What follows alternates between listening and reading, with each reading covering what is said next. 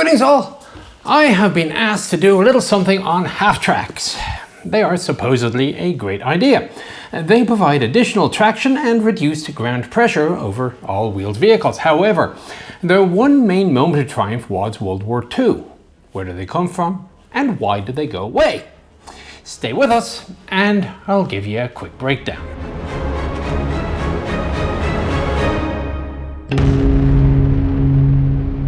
The first vehicle which we would really recognize as using half-track principles today would have been the Lombard log haulers, originally built in the 1890s. These were steam locomotives intended to drag a train of about 100 tons of logs across country, primarily across snow. And the front bogies at first ran skids instead of wheels. However, useful though perhaps at least the Army Corps of Engineers might have found the things, it would fall to a Frenchman named Adolphe Cagrès to apply such a design to a more practical vehicle, like a Rolls-Royce, and other such luxury vehicles which the Tsar had, and which he wanted to use to get around his lands when it was snowing. He invented the Cagrès track, which was basically a single-piece rubber track which ran around an idler and sprocket wheel and was suspended around a bogie. The track could be mounted onto the regular drive axles of the vehicle in question. They worked quite well, and indeed the Cagrès system became the most common half-track type built. The design would have first seen combat in the Austin-Putilov half-tracked armoured car of the Russian Army, the Bullock-Lombard half-tracked armoured car arriving shortly afterwards. Though the Cagrès would be the design of choice in the future, it was not the first such system to be used by the military, nor indeed to be used in the US. Enter a man named H.H. Lynn. Looking nothing as much as like a streetcar with strange running gear, his travelling circus, the Lynns and their wonderful educated dogs and monkeys, I guess folks were hard up for entertainment back then, Lynn had Lombard create in 1909 a 26-foot long rectangular vehicle which ran on tracks where the rear truck on a streetcar might be expected, and a four-wheel, two-axle bogie at the far front for steering. At 50 horsepower, this was something of a road locomotive hauling a train of wagons at about 4 miles an hour. The tracks, of course, provided additional traction. By 1915, Lynn had parted ways with Lombard and created his own tractor company, using half-track designs as their basis. He would eventually build some 2,500 of these vehicles. The configuration would become familiar to operators of heavy vehicles in particular. Meanwhile, on the other side of the ocean, a Holt 75 artillery tractor was in service with the French Army, a set of tracks at the rear and a single wheel up front for steering. And if you think about it, the very first tanks, the Mark I's, were also half-tracks, although the wheels on the Mark I were at the back. They were also found to be all but useless, and the wheels were thus quickly discarded. A similar result happened with some of the artillery tractors which could be made to steer with tracks alone. However, by the end of the war, there was certainly more interest in the concept. The US Army in particular took a serious look at the design, and a number of trucks from Garford, Packard, Ford, Nash and Mack were converted between 1918 and 1923, some more successfully than others. In the meantime, Cagrès had returned on the scene. Leaving the Bolshevik paradise of the new Soviet Union, he returned to France and linked up with Citroën. The Citroën Cagrès half-tracks turned into a resounding success. Cagrès bogie half-tracks were operated by the French, Belgian, British and Polish armies in numbers. Well, okay, the British not so much in numbers. Their Burford Cagrès armoured personnel carriers were just too heavy and broke down a lot. The 100 or so being built were eventually being withdrawn from service in the early 1930s. A few Crossley Cagrès softskins were also used as staff cars and scout vehicles. During World War II, the British did attempt some conversions, such as the Bedford Bren, which replaced the rear axle of the Bedford truck with the running gear of a Bren carrier. There was even one copy of a German system, but they were not successful. And then there were the Americans. In 1922, Virgil White invented the snowmobile, a half-track and skids conversion for the Model T, selling 25,000 of the things. And some users found that keeping the front wheels in combination with the tracks made the Model T very suitable on sand and mud. Then Citroën Cagresse sold 2 vehicles to the Army's artillery branch to haul 75mm field guns in 1925, and in 1931 tried to sell the US Army the P-17 as used in other European countries. It had all of 28 horsepower and ran at 18 miles an hour. The US Army decided that the basic concept had merit, but that the pansy little French engine was insufficient. They contracted with James Cunningham and Son Company of Rochester, New York, and basically said, "Give us a half-track car into Cagresse principle, but put a proper engine into it." And so they did.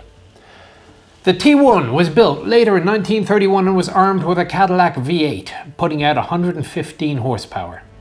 The half-track topped out at over 40 miles an hour, and the US Army was off to the half-track races. By 1934, trials had started with replacing the leaf springs of the Cagresse system with vertical volute springs, and this now became the pilot for the half-tracks the US would produce in World War II. Eventually, a couple of dozen half-track trucks T5 were fielded. These were soft-skinned General Motors trucks. But in 1938, someone had an idea. Convert a Scout Car M3 to a half-track configuration. The test worked, and White was asked to build a half-track APC, to be called T14. This was the daddy of all the 65,000 or so US half-tracks which would be built through the war. The design was simplicity itself. You take a regular truck and just make the rear wheels bigger. The driveline under the vehicle was identical to that of the M3 Scout Car from which it was based. From the engine, the power went to a manual transmission, and from the transmission to a power shaft which went aft to a regular differential on a straight rear axle. On that axle would be found one sprocket wheel on each side. Thus, power would be applied to both tracks at all times, including during turns, just like a regular car. Steering was performed by turning the front wheels, and the effect was that overall, driving was just like driving a car, which a lot of Americans knew how to do anyway. The tracks themselves were simple 8-wheel bogies with a pair of volute springs and continuous rubber track. Driving them was a 6-cylinder inline, putting out about 148 horsepower. In order to increase traction and to help a little bit with steering on really soft going, the front axle could be engaged as on a regular 4x4. Some half-tracks had a winch on the front to help either recover itself or other vehicles. The others had unditching rollers. Almost all US half-tracks came with a caliber 50 machine gun. Many had 1 or 2 caliber 30s as well. The American half-track was perfectly suited for mass production, and the Half-Track Engineering Committee, which consisted of Ordnance Branch and 3 manufacturers, who were Diamond, T, White and Autocar, well, they created standards so that every part of the half-tracks from every manufacturer, excluding the armor plate, was interchangeable. Eventually, International Harvester would join the production fray, those half-tracks mainly being intended for Lend-Lease and running a different engine. The US continued its experiments with half-tracks to include some 3/4 track designs intended to further reduce ground pressure and using different bogies, but the move to full-tracked high-speed tractors removed the requirements for them. Thus, that one design derived from the T14 was the focus of the US mass production effort. Though originally intended for scouting and to be an armored personnel carrier, American half-tracks soon moved to other roles. 81mm mortar carriers, a variety of anti-aircraft vehicles, 105mm howitzer carriers, gun tractors, sonic deception. More visible were the 75mm assault guns, which were found in the tank battalions before being replaced by the M8 HMCs, and the tank destroyers, which used the French M1897 75mm gun, a slightly older version of the 75 found on M3 and M4 medium tanks.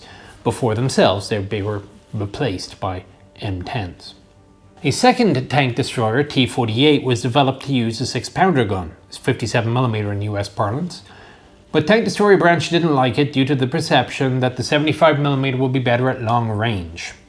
As a result, the T-48s were shipped off to the UK, and from there on to the Soviet Union as Lend-Lease, where it was known as an Su-57. The Soviets themselves took a good crack at the half-track design, understandably given that things were basically invented there. However, they did not find as much favour. 10 ZD5s were purchased from Daimler-Benz in 1931. The BA-30 armoured car was used only in the Winter War, and the ZIS-22 and 22M wasn't much better. The ZIS-42, however, was built in numbers, some 6,000 of the vehicles being built, and used as an artillery tractor, transport, and mount for an anti-aircraft gun. The tracks were Cagresse style, but the bogies sported near ground level idler and sprocket wheels, making them a little bit unwieldy over rough terrain. They were not as good as the 6x6 trucks that the US would eventually deliver, being very thirsty and underpowered, but they were still better than the domestic truck offerings of the time. And so we move to the Germans. Where the American design stressed simplicity and producibility, the Germans put the emphasis on capability. Their half-tracks were very good at what they did, but they paid for it in a number of ways. As would be typical for a German vehicle, the half-tracks came in a bewildering number of variants from a number of manufacturers. Unlike the Americans, the Germans tailored their half-tracks for use, with some being smaller and lighter than others. The fundamental design features were developed by the German military in the early 1930s, and production of the stereotypical German half-track started in 1934. By the time Germany kicked off World War II, the half-track was a commonly found asset, particularly in artillery units as a tractor. The standard German half-track design was what the US will consider a three-quarter track, with a long track length in contact with the ground, giving great traction and low ground pressure. To further increase cross-country capability, they were designed with Schachtel auf Werk suspension, the interleaved road wheels. These provided excellent ride qualities, although at the cost, of course, of increased maintenance time and the possibility of getting clogged with mud. The tracks themselves were heavy duty, with individual links, unlike the rubber band of the Cagresse track, each link having a good-sized block to run on for traction. Presumably annoyingly for the crew, each and every track link was needle-bearing and individually lubricated, meaning every link has a bolt, which has to be removed, the oil topped up, and then the bolt placed back in. Very easy running, however, resulted. The US in 1946 replaced the running gear of an M24 tank with that of an SDKFZ-8, and at low speed, running resistance of the German track was 40 to 50% less than that of the American track. Of course, this all came at a cost of man-hours for the crews and mechanics. And probably the manufacturers too. Also, unlike the American half-track, the German half-track's running gear came with a track steering system. Though smaller changes of direction were applied in the normal car manner by turning the front wheels with a steering wheel to allow normal turns without losing speed. After a certain point, the vehicle's track system would be engaged, slowing one track in order to assist the turn. Of course, this added to the complexity and cost of the vehicle. About the only major concession to simplicity in the design was the fact that the front axle was not driven.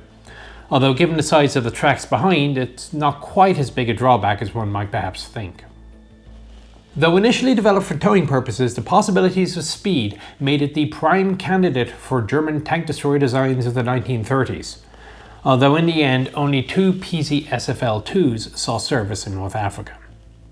At the bottom end of the scale, no pun intended, was the one-tonner, originally intended to tow light loads like the 37mm anti-tank gun or the 2cm anti-aircraft gun. Tonnage in German half-track descriptions is for towing force, not cargo capacity on a bed.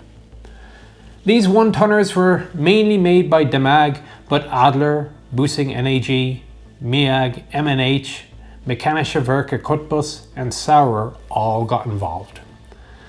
The SDKFZ-10 was the vehicle in unarmoured form, of which 13,000 were made, and it was named SDKFZ-250 if armoured.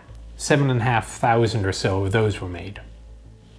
The armoured half-tracks were designed with excellent armour protection for the weight, with good quality steel and slopes. However, there were never enough of those or the larger 251s to meet the establishment requirements. Though we associate Panzer Grenadiers with leaping out of their half-tracks into battle, they were often lucky to have one company per regiment. Indeed, 251s were almost unheard of in the North African campaign. Still, with good armour and a shielded machine gun, the vehicle was a useful support asset to the troops. The 251 itself, of which some 15,500 were made, was the armoured variant of the 3-ton SDKFZ-11, the chassis differing in detail. Manufactured by Hansa Lloyd and Hanomag, the 3-tonner was developed to haul the 10.5cm howitzer, but eventually the series came to perform pretty much any tactical role the German army could think up. Artillery or ammunition hauler, engineering vehicle, anti-aircraft vehicle, anti-tank vehicle, assault gun, rocket launcher, poison gas dispenser, decontamination vehicle, radio vehicle, artillery observation vehicle, flamethrower, command track, ambulance, counter battery acquisition, infrared illumination. Think of a task, a 3-tonner was probably doing it. The 5-tonner SDKFZ-6 was mainly a Büsing NAG product, 3,820 being built, of which about 800 were actually made by Daimler-Benz and BMW. Mainly used by engineering units, they found a secondary use as an artillery hauler. 200 were equipped with a 3.7cm flak gun. Built mainly by Krauss-Maffei and Hansa Lloyd, 11,000 the 8-ton SDKFZ-7s were mainly artillery towing vehicles, either for indirect fire pieces or, in the early war, hauling 8.8cm guns to deal with bunkers and heavy French tanks. Some 2,000 of the vehicles were equipped for anti-aircraft purposes with a quad 2cm or single 3.7cm gun. The SDKFZ-8 was a 12-tonner and the oldest of the family. Daimler-Benz had the head start on experience from the ZD5 sold to the USSR. Production started in 1934, but by the time World War II began, the vehicle had improved to a 14-ton pull capacity. About 4,000 of the vehicles were made. 24 were converted before the war to become self-propelled mounts for the 8.8cm flak. Placed in Panzerjäger units, they were primarily to be used as assault guns to destroy bunkers, but they also had a role in destroying any heavy armour which might have gotten in their way. In addition to hauling large artillery, this half-track was also used as a tank recovery vehicle. They also came with a 5-ton winch as standard. Finally, Big Daddy was the FAMO SDKFZ-9, the 18-tonner. This very capable half-track was developed to haul the heaviest artillery, such as the 24cm gun, the 35.5cm howitzer, and the 12.8cm flak. It was also used as a tank recovery vehicle, although at an 18-ton haul provided by the 12.8-litre 250 horsepower V12, it still required 3 of them combined to haul a Tiger I. 6-ton and 10-ton crane variants were also made to aid the mechanics. The catch was that the vehicle was about as difficult to make as a Panther, but they still made about 2,500 of them.